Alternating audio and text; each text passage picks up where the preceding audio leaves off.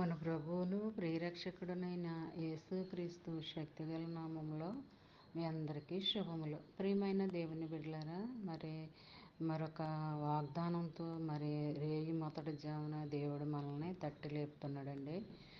ఈ దినము దేవుడు మనకిస్తున్న వాగ్దానము కీర్తనల గ్రంథము 104వ అధ్యాయము 3వ వచనం.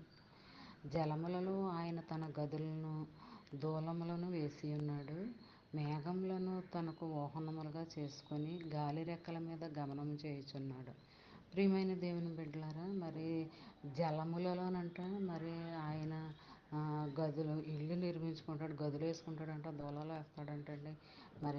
ఆయన సర్వాంతర్యామి కదా, అదే ఆయన ఏమైనా మహిమలు చేయగలడు. అందుకే ఇక్కడ అంటున్నాడు, మేఘాలను అంటండి వాహనాలుగా చేసుకుంటాడంట, గాలి రెక్కల మీద గమనం చేస్తాడంటండి.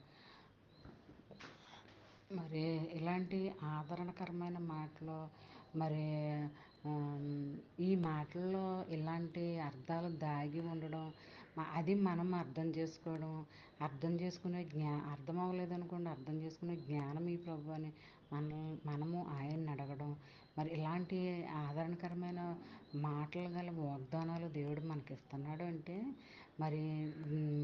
మన పట్ల ఆయనకున్న ప్రణాళిక ఏంటి అన్నది మనం తెలుసుకోవాలన్నమాట అండి.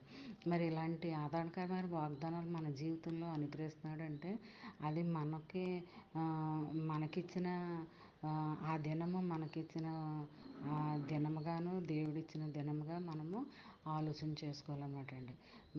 ఊహించుకోవాలన్నమాట. దేవుడు ఈ దినాన్ని చూడగలిగాడు అంటే చూడగలిగాము అంటే అదే ఆయన చిత్త ప్రకారమే జరిగించాడు.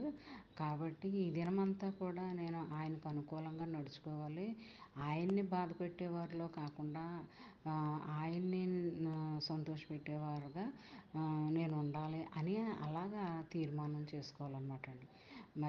దినమంతా కూడా ఈ చిన్న వాగ్దానం మైండ్లో పెట్టుకుని ధ్యానించుకుంటూ ఉంటే దీని అర్థం ఆయనే నీకు బయలుపరుస్తాడు. జలములలోనంటండి గదులేస్తాడంట, దూలాలు వేస్తాడంట, మేఘాల మీద వాహనం ఎక్కి నడుచుకుంటూ వస్తాడంట, రెక్కల మీద పరిశీలన చేసుకుంటూ వస్తాడంట. అలాంటి ఆదరణకరమైన మాటలు ఈ వాగ్దానంలో ఉన్నాయి కదండి. దీన్ని ధ్యానించుకుంటూ మనం ముందుకు సాగిపోవాలన్నమాట. ఈ దినమంతా ఈ వాగ్దానం మీ ఫ్రెండ్ సర్కిల్లో షేర్ చేయండి. అలా చేయడం వల్ల నువ్వు దీవించబడతావు, వారు దీవించబడతారు.